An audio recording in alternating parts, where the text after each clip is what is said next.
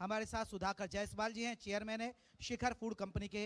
सुधाकर जी बहुत बहुत स्वागत है। नीरज तिवारी हैं, आरपीआईसी स्कूल के डायरेक्टर हैं, आपका भी बहुत बहुत स्वागत है sir. Doctor Devendra Chandra, KMC medical college in hospital के ओएसडी, आप सभी लोग बहुत बहुत स्वागत है सर। सुधाकर जायसवाल जी, आप एक बिजनेसमैन है, एक व्यापारी हैं, आपको लगता है कि जब से योगी सरकार आई कुछ आप बदलाव देखते हैं इन वक्त इसमें?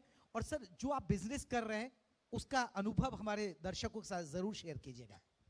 जी बहुत धन्यवाद। सबसे पहले मैं आप लोगों को धन्यवाद देना चाहूँगा कि आपने ये अवसर दिया मुझे यहाँ पर आने का। निश्चित रूप से मैं ये कह सकता हूँ कि योगी सरकार के आने के बाद से हमारे उद्योग जगत के क्षेत्र में, हमारे व्यापार जगत के क्षेत्र में एक पॉजिटिव चेंजेस आए हैं। महाराजगंज जनपद एक बहुत ही पिछड़ा हुआ जनपद है। यहाँ पर उद्योग नहीं हुआ करता था, और जो भी उद्योग होता है वो कृषि आधारित उद्योग थे। कुछ शुगर मिल हुआ करते थे, राइस मिल हुआ करते थे, और बहुत ही बेसिक नेचर के ही यहाँ पर उद्योग हुआ करते थे। आज की डेट में भी मैं ये नहीं कह सकता हूँ कि बहुत ज़्यादा उद्योगों में बढ़ावा, बहुत ज़्यादा उद्योग और नए लग गए हैं, लेकिन निश्चित रूप से उनको लगाने के लिए प्रॉपर रोड मैप तैयार नज़र आ रहा है। क्योंकि कोई भी उद्योग लगाने के लिए सबसे पहले तो ज़मीन की उपलब्धता सुनिश्चित होनी चाहिए, बिजली की उपलब्धता सुनिश्चित होनी चाहिए, बाकी लॉजिस्टिक्स की सुविधाएं उपलब्ध होनी चाहिए थी। वो धीरे धीरे ये महाराजगंज जनपद में अभी काफ़ी हद तक बनने लग पड़ा है, और मेरा ऐसा मानना है कि महाराजगंज जनपद में उद्योगों का भविष्य निश्चित रूप से ही उज्जवल है। ठीक है, नीरज तिवारी जी हैं आरपीआई स्कूल से। सर आप पानी ले लीजिए अगर आपको खांसी हो रही है तो। ओके नीरज जी, आप आरपीआईसी स्कूल के बारे में मैं जानना चाहूँगा, क्योंकि आप डायरेक्टर हैं, तो क्या है उस स्कूल की खासियत और क्या आप तालीम दे रहे हैं वहाँ बच्चों को जिससे उनका भविष्य आगे बढ़ सके? जी सर, सबसे पहले पूरी जी मीडिया टीम को बहुत बहुत धन्यवाद। आज का यह शानदार आयोजन, जिसकी जितनी तारीफ की जाए कम होगी। हम सभी के लिए एक बेहतर पल है आज महाराजगंज जिले में जीटी मीडिया ने जो कार्यक्रम कराया है। मैं सबसे पहले आपको बताना चाहूँगा कि महाराज, जैसे अभी इसके पहले मैं सुन रहा था कि अपने जिले कई चीज़ों में कहा जा रहा था कि यहाँ पे कई वक्ताओं इसके पहले आए, कई गणमान्य लोग आए, कोई कह रहा था यहाँ सड़कें इस कारण हैं, पिछड़ा क्षेत्र है। बार बार जब जिले का नाम आता है पिछड़ा, मैं आपको एक बात बताना चाहता हूँ, जिला हमारा एक ऐसी चीज जो जिसमें जिला बहुत आगे है। हमारा महाराजगंज जिला, आपको बताना चाहूँगा, एजुकेशन के दृष्टिकोण से यहाँ पे ऐसी ऐसी उपलब्धियाँ हुई हैं जिसे सोचा भी नहीं जा सकता। और मुख्य रूप से आपको बताना चाहिए, विशेष करके एकेडमिक, मैं आरपीआईसी स्कूल का डायरेक्टर हूँ। मैं इंजीनियरिंग कंप्लीट होने के बाद 2016 में विद्यालय का शुभारंभ किया, आरपीआईसी स्कूल का शुभारंभ हुआ। प्रारंभ से ही प्रत्येक वर्ष में विद्यालय से स्टेट में रैंक स्टूडेंट्स के आते हैं कंटिन्यू, और आगे इस समय आईआईटी एडवांस भी बहुत सारे बच्चे क्वालिफाई किए, और कई सारी उपलब्धियां विद्यालय के विद्यार्थियों ने पाई। अभी कल मुख्यमंत्री जी से मेरे यहाँ के विद्यार्थी लखनऊ में सम्मानित होकर आए हैं, जो अपने ही इस जिले के होनहार हैं। मैं बताना चाहूँगा, पिछले 3-4 सालों से, पिछला जो सत्र बीता है, पिछले 3-4 सालों से जब से मेरे विद्यालय का पहला रिजल्ट आया, मैं तब से ये देखता हूँ महाराजगंज जिले का जो टॉपर रहता है वही लगभग पूरे पूर्वांचल में टॉपर्स की लिस्टिंग में आता है। और पूरे गोरखपुर मंडल में इतने जिले हैं, लेकिन पिछले 4 सालों में से 3 साल मेरे ही जिले का जो टॉपर विद्यार्थी था, जो बोर्ड एग्जाम का टॉपर था, वही पूरे गोरखपुर मंडल का टॉपर था, वही पूरे गोरखपुर मंडल का टॉपर था। साथ ही साथ एक और आपको चीज बताना चाहूंगा, माननीय मुख्यमंत्री जी द्वारा एक योजना गौरव पथ लागू हुई थी, जो पूरे प्रदेश के लिए लागू हुई थी, जो टॉपर्स विद्यार्थियों के नाम पे सड़क बनने का था।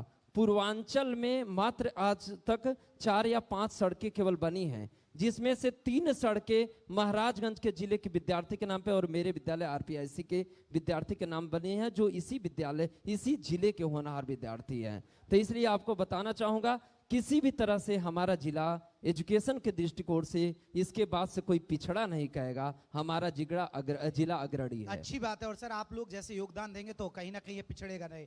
डॉक्टर देवचंद जी, केएमसी मेडिकल कॉलेज, उसके विशेषता हम जानना चाहेंगे, जरा बताइए दर्शकों को और शेयर करना चाहेंगे आपके अनुभव कुछ। जी, मैं बताना चाहूँगा कि जैसा कि अभी सर ने बताया है कि शिक्षा के क्षेत्र में हमारा जिला पिछड़ा नहीं है, तो हमारे माननीय चेयरमैन श्री विनय कुमार श्रीवास्तव जी इस जनपद में सबसे पहले 2009 में चिकित्सा शिक्षा और तकनीकी शिक्षा की नींव रखी। ITM ग्रुप ऑफ इंस्टीट्यूशन के माध्यम से, जिस प्रांगण में हम लोग बैठे हुए हैं, और 2009 से ही यहाँ पे बीटेक तकनीकी शिक्षा, पॉलिटेक्निक और उसके बाद फार्मेसी से लेके विशेष शिक्षा, और लास्ट में हम लोगों ने अभी आयुर्वेदा मेडिकल कॉलेज भी यहाँ शुरू किया है। और इस तरीके से जो गांव-गांव में जो लोग शहर में नहीं, दूसरे शहर में नहीं जा सकते थे, वो लोग आके यहाँ पे शिक्षा ग्रहण कर रहे हैं। इसके पैरेलल ही हम लोगों ने 2017 में KMC डिजिटल हॉस्पिटल का नींव रखा, 2017 से शुरू हुआ, और उसमें जो है कि नर्सिंग का एजुकेशन हम लोगों ने शुरू किया, जिसमें कि उस ज़िले में इस ज़िले में GNM, NM और BSc नर्सिंग की शिक्षा हम लोगों ने सर्वप्रथम शुरू किया, जिसके लिए लोग गोरखपुर और लखनऊ जाया करते थे। आज की डेट में ये है कि जो हमारे यहाँ की बच्चियाँ हैं वो कहीं बाहर नहीं जा रही हैं। हमारे यहाँ पैरामेडिकल डिग्री पाठ्यक्रम के 5 पाठ्यक्रम जो लखनऊ में ही संचालित है, वो हमारे KMC ग्रुप के इंस्टीट्यूशन में संचालित हो रहे हैं।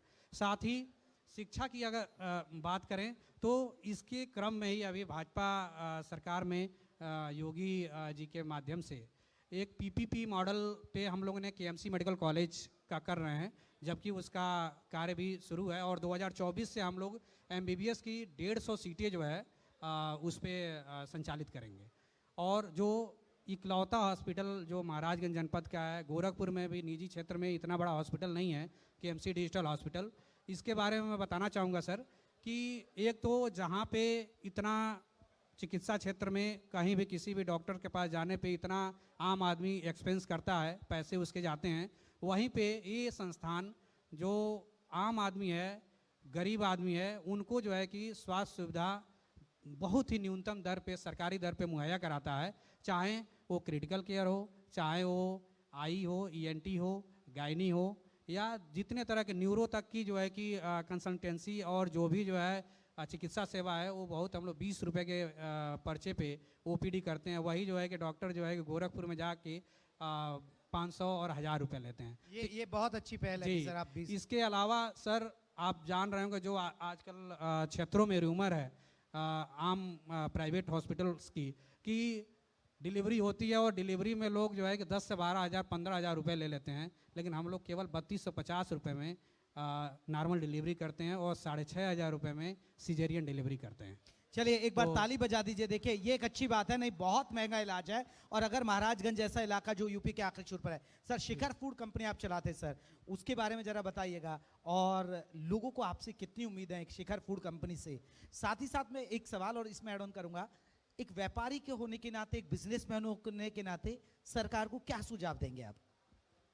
जी, मैं शिखर फूड्स के बारे में ये बताना चाहूँगा कि हमारा शिखर फूड्स एक बेसिकली एक राइस मिल का उद्योग है, और हम राइस मिल के उद्योग में वर्ष 1962 से हमारे इस उद्योग में हैं। शिखर फूड्स में बेसिकली हम लोगों ने इस अपने क्षेत्र का सबसे पहला मॉडर्न राइस मिल प्लांट लगाया है, जिसमें जो कंप्लीट सॉटेक्स और जो सब अच्छे से अच्छा चावल जिसमें निर्माण किया जा सकता है, उसको हमने लगाया। इससे सबसे बड़ा फ़ायदा यहाँ पर ये हुआ, हमारे उद्योग लगाने के बाद से यहाँ पर मॉडर्न राइस मिल लगाने की एक तरीके से एक परंपरा चल निकली है, और हमारे बाद कम से कम यहाँ पर से कम 50 लोगों ने या उससे भी ज़्यादा लोगों ने उस तरीके के मॉडर्न राइस मिल लगाए। उससे फ़ायदा ये हुआ कि यहाँ पर एक तो रोज़गार की व्यवस्था अच्छी हुई, दूसरा सबसे बड़ा फ़ायदा ये हुआ कि राइस से जो प्रोडक्टिविटी हमारी हुई, वो पहले प्रोडक्टिविटी में हमें बहुत नुकसान होता था कि जो रिकवरी परसेंटेज था वो राइस में हमें कम मिलता था।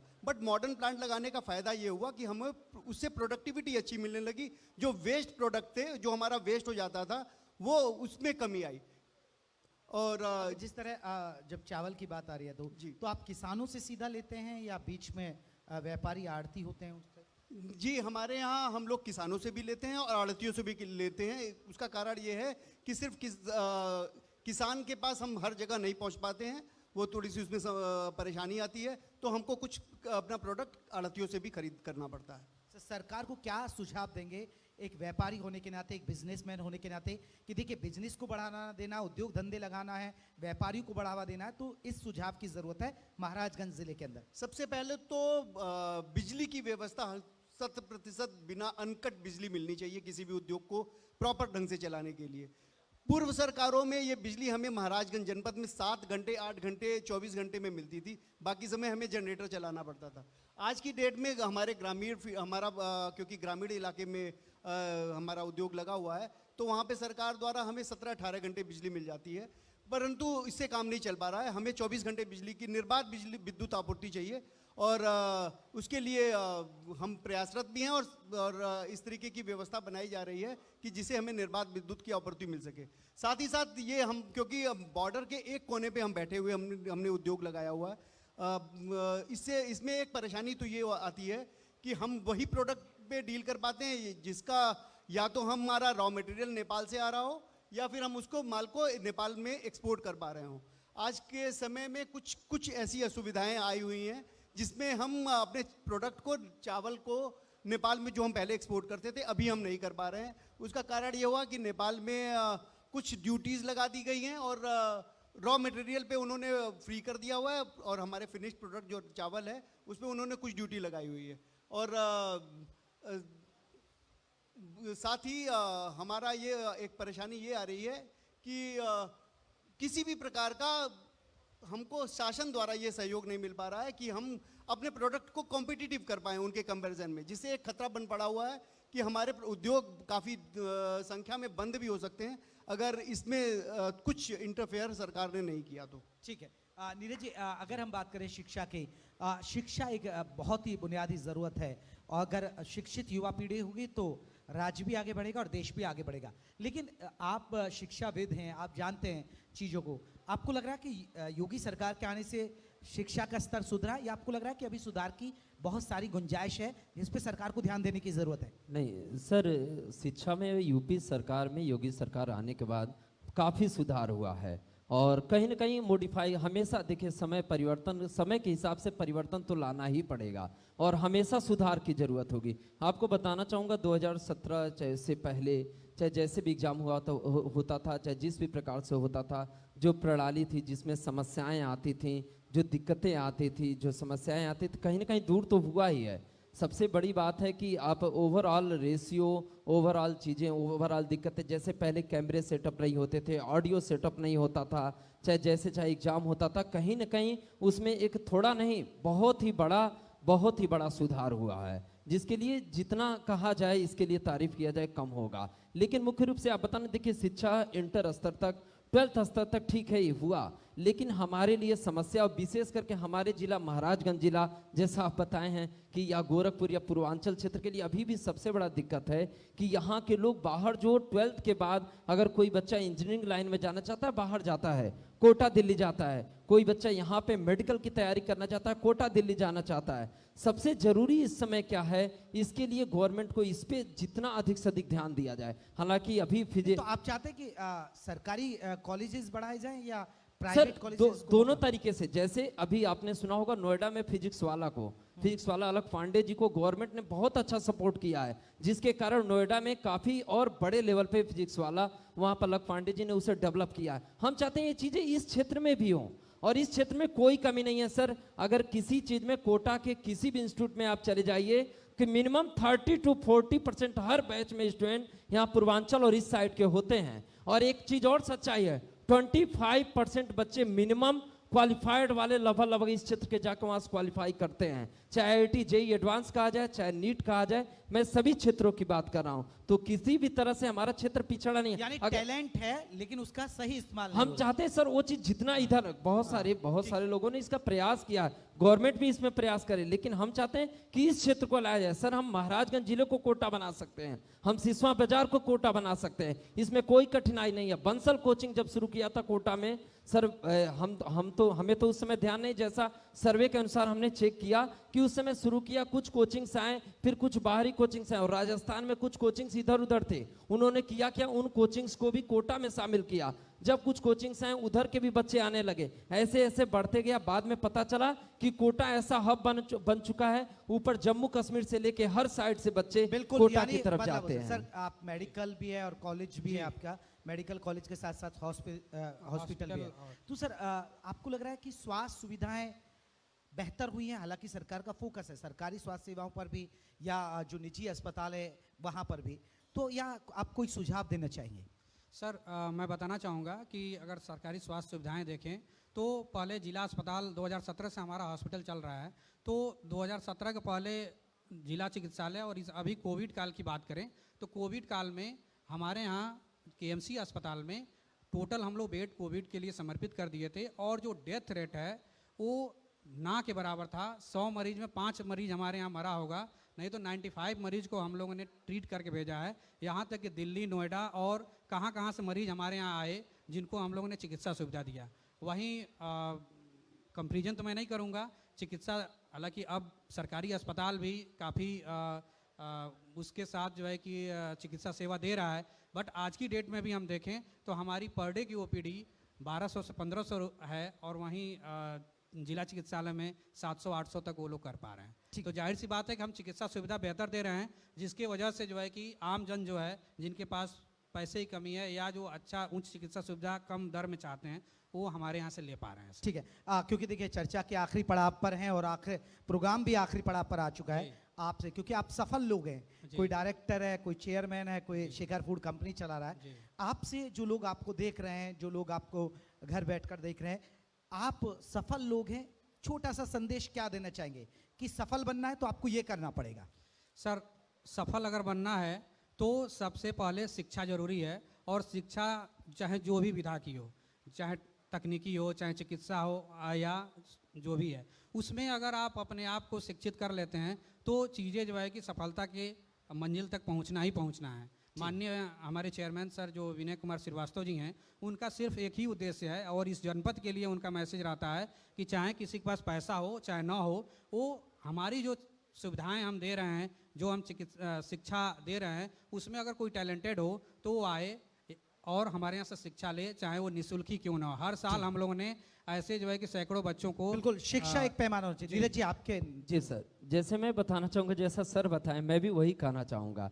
एजुकेशन की इंपॉर्टेंस सबसे बड़ी, जैसे लोग कहते हैं डेवलपमेंट, कि डेवलपमेंट के लिए रोड अच्छा होना चाहिए, इंफ्रास्ट्रक्चर अच्छा होना चाहिए। मैं कहता हूँ कुछ भी कार्य ना हो, अगर सभी लोग एजुकेटेड रहें, अपने आप हर एक क्षेत्र में डेवलपमेंट हो ही जाएगा। ठीक है, ये सच्चाई है। सुधाकर जी, लोग कह रहे हैं कि एजुकेशन और वाकई में जरूरी है, आप क्या कहते हैं सफलता के लिए एक मंत्र? आप सबसे पहले तो किसी भी कार्य में सफलता प्राप्त करने के लिए कोई शॉर्टकट नहीं हो सकता है। इसके साथ साथ ये भी जरूरी है कि हम एथिक्स का भी पालन करें। अगर हमको सफल होना है तो हमको एथिकल होना बहुत जरूरी है, क्योंकि अगर हम अनएथिकल तरीके से कोई भी सफलता प्राप्त करते हैं तो बहुत शॉर्ट लिव्ड होता है और वो कहीं ना कहीं से हमारे जीवन को ही दुष्प्रभावित करता है। इसीलिए मैं यही सभी को कहना चाहूँगा, एथिकल तरीके से लगातार परसीवर करें, मेहनत करते रहें, सफलता निश्चित रूप से आपके द्वार पर आएगी।